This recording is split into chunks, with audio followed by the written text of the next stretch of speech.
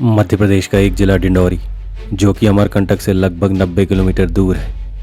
यही नर्मदा अमरकंटक से निकलने के बाद एक बड़ी नदी के स्वरूप में पहली बार आगे बढ़ती है, परंतु इसको इस बड़े स्वरूप में बदलने में योगदान करती है 5 नदियां, जिनका संगम नर्मदा के साथ अमरकंटक से डिंडौरी के बीच अलग अलग स्थान पर होता है। लेकिन अचरज की बात है कि स्थानीय लोगों के अलावा इन नदियों को कोई नहीं जानता और इन नदियों के संगम को आज तक नहीं फिल्माया गया। इंटरनेट पे भी इन नदियों के नाम ढूंढने से आपको लगभग ना के बराबर जानकारी मिलेगी। यहाँ किसी संगम पर इच्छा पूर्ति करने वाली कल्पतरू है, तो किसी संगम पर जन्माष्टमी के मटकी को फोड़ने का अलग तरीका, या फिर 11 कोसी यात्रा के बाद भोजन के लिए जुटता पूरा परिवार। यह एक दुनिया है जो इन 5 नदियों द्वारा बनाई गई है। आज स्पॉटलाइट अपनी खोजी सफ़र में इन 5 नदियों को आपके सामने लाएगा और हम इन सभी नदियों के संगम स्थान तक पहुंचने की कोशिश करेंगे। यह है 5 गुमनाम नदियों का नर्मदा में मिलने का खोजी सफ़र।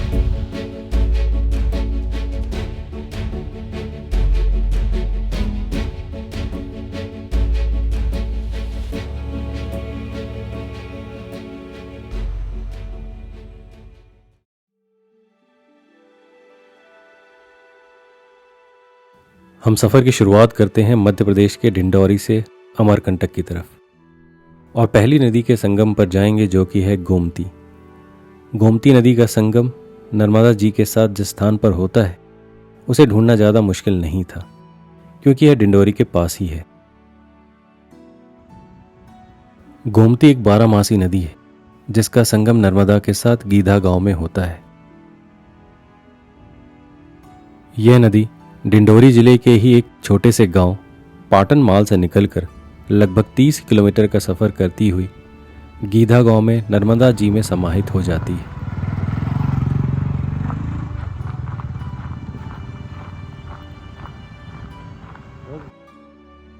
यहाँ के स्थानीय लोगों में गोमती नदी की बहुत मान्यता है और अपनी मनोकामना पूरी होने पर इस नदी का 5 कोसी यानी लगभग 15 किलोमीटर और 11 कोसी यानी लगभग 33 किलोमीटर की परिक्रमा यात्रा लोग करते हैं।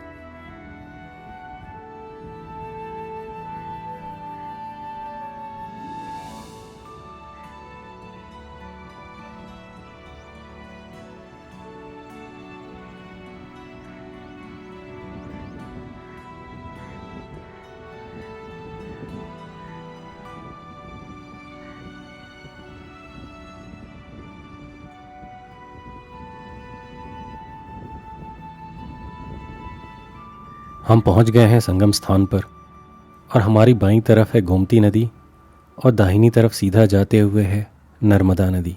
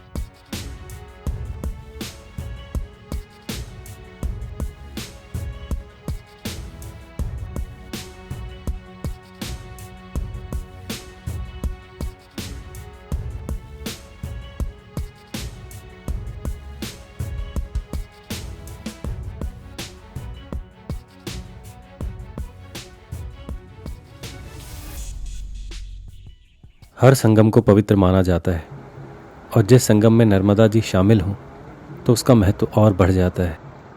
इसलिए इस स्थान को गीधा धाम भी कहा जाता है।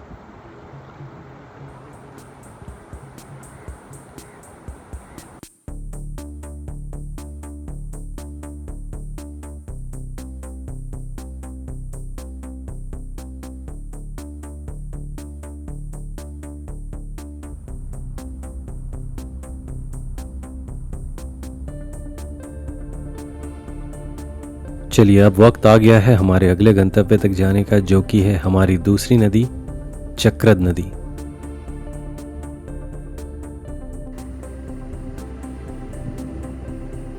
यह भी एक बारहमासी नदी है। इसका मतलब इस नदी में भी पानी साल भर रहता है।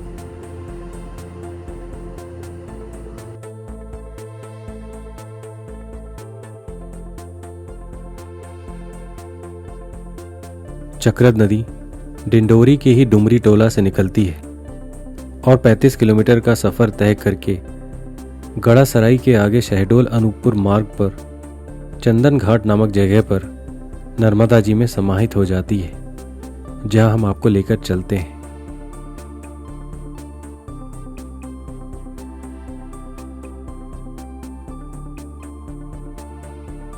हम पहुंचने वाले हैं चंदन घाट पर। चंदन घाट में स्थित नर्मदा नदी के पुल के ऊपर से ही संगम नजर आता है।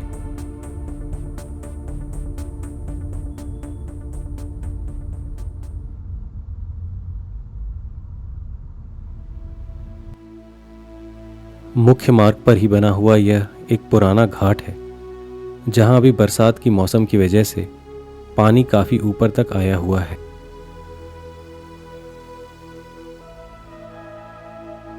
आप दूर दाहिनी तरफ देख सकते हैं, वहां चक्रद नदी का संगम हो रहा है नर्मदा जी के साथ।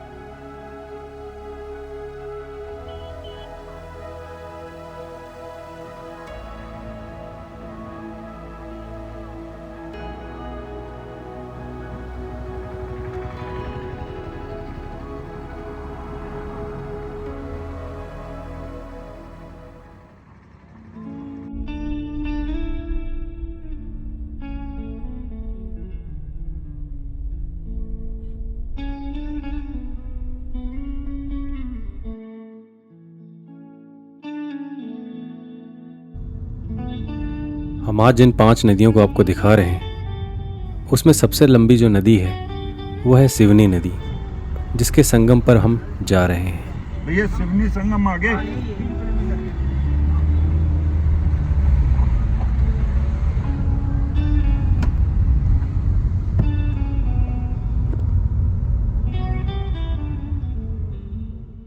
सिवनी नदी छत्तीसगढ़ से निकलती है और डिंडोरी रोड पर ही गोरखपुर में नर्मदा जी में समाहित हो जाती है।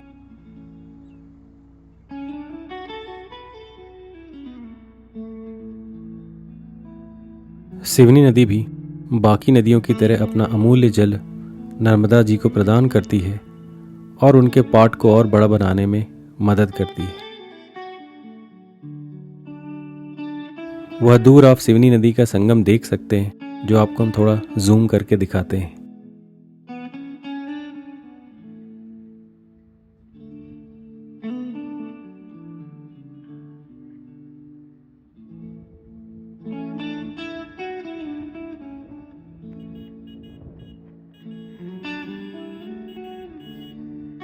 पर सिवनी और नर्मदा जी के संगम पर एक बहुत ही खास जगह है, जहां हम आपको लेकर चलते हैं। मान्यता के अनुसार यह है कल्पतरु या फिर कल्प वृक्ष, जिसे माना जाता है कि यहाँ पर सारी इच्छा की पूर्ति होती है। वैसे यह एक बाओबाब पेड़ है, जो कि अफ्रीका का नेटिव है और भारत में पोर्चुगीज ट्रेडर्स द्वारा लाया गया था।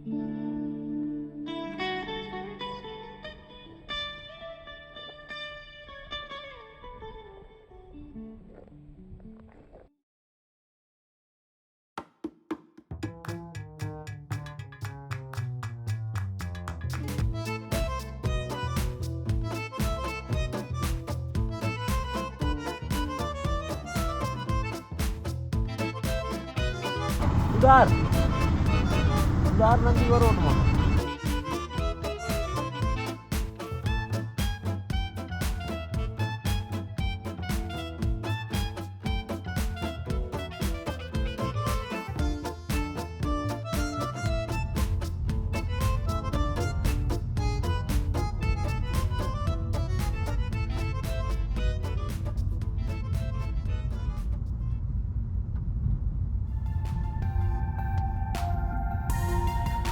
हमें नहीं मालूम था कि हमारे पूरे सफर का सबसे मुश्किल हिस्सा होगा तुरार नदी के संगम को ढूंढ पाना।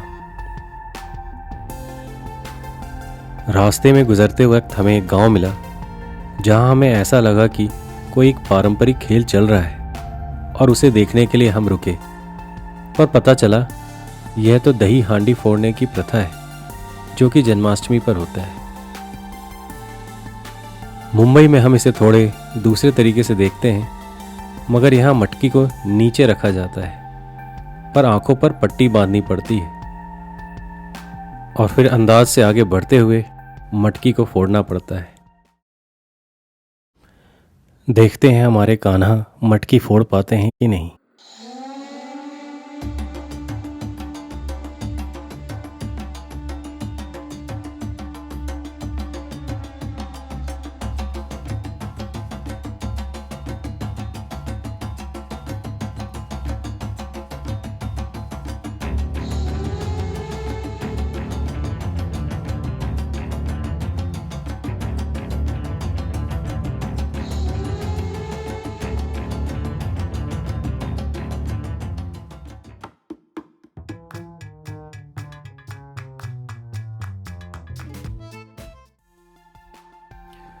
खैर मटकी तो नहीं फूटी, चलिए आगे बढ़ते हैं।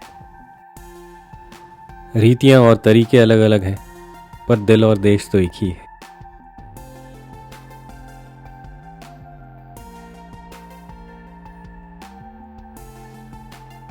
कई जगह पूछने के बाद हमें पता चला कि रूसामाल गांव के बजरी टोला नाम के स्थान पर तुरार का संगम नर्मदा जी के साथ होता है, पर वहां पहुंचना आसान नहीं है। वहां एक खेत खलिहान का पूरा चक्रव्यूह है और हमें किसी स्थानीय की मदद लेनी पड़ेगी। वो नर्मदा जी है, इधर से मिलेगा वो चुरा रहे हैं।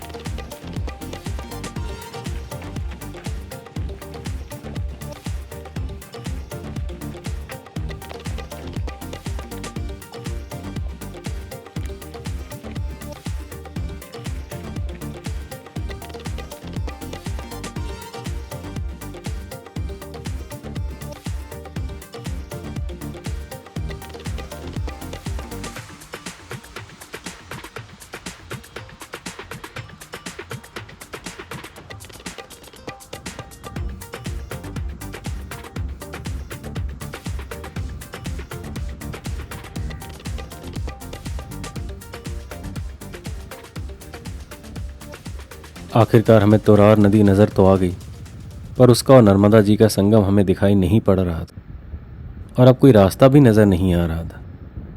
अब एक ही उपाय था, वह था एरियल शॉट, जिसके लिए हमने ड्रोन यूज़ करने की सोची। पर हमारे ड्रोन में कुछ खराबियां आई हैं, जिसकी वजह से एक निश्चित हाइट के ऊपर जाने पर वह काफ़ी वाइब्रेट हो रहा था। इसलिए जितना पॉसिबल हो हम उसे उतना ऊपर लेकर गए।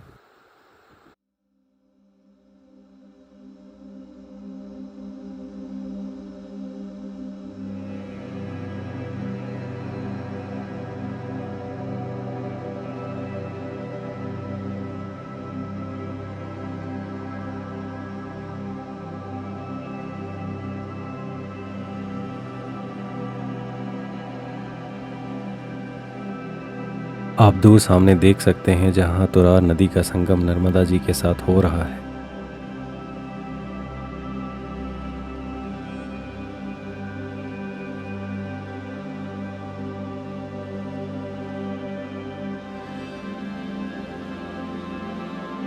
इस शॉट में आप देख सकते हैं कि हम किस तरह के रास्तों से होकर यहां पहुंचे हैं।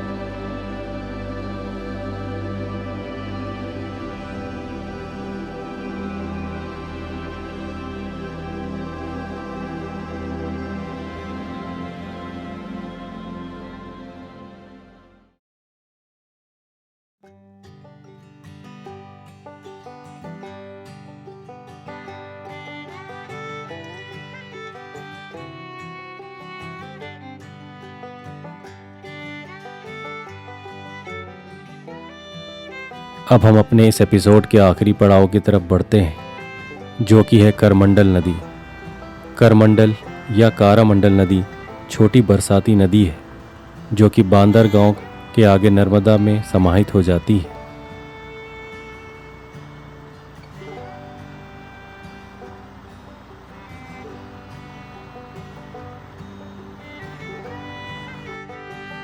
पर बरसाती नदी के रास्ते को हमें संभाल कर रखना पड़ता है। जब सूखे के मौसम में उसमें पानी नहीं होता तो हम वहाँ कई बार टेम्पररी तो कई बार परमानेंट तरीके से कुछ करने लग जाते हैं, जिसकी वजह से नदी या तो अपना कोर्स बदल लेती है या फिर पूरी तरीके से समाप्त हो जाती है।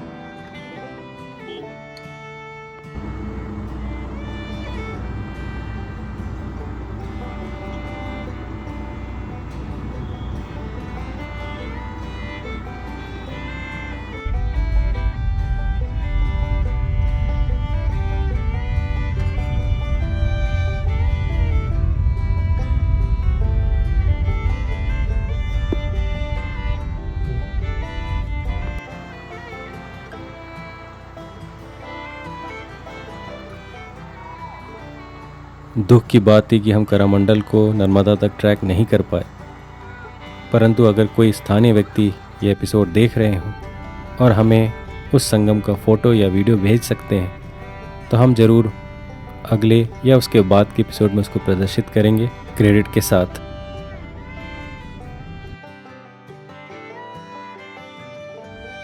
खैर, स्पॉटलाइट एक आशावादी चैनल है और हमने 5 में से 4 नदियों के संगम आपको दिखाएं और 5वीं नदी भी आपको दिखाई। उम्मीद करते हैं यह एपिसोड आपको बहुत पसंद आया होगा। इसी के साथ आपसे विदा लेते हैं, इस वादे के साथ कि अगले हफ्ते आपसे फिर मुलाकात होगी। तब तक के लिए नमस्कार।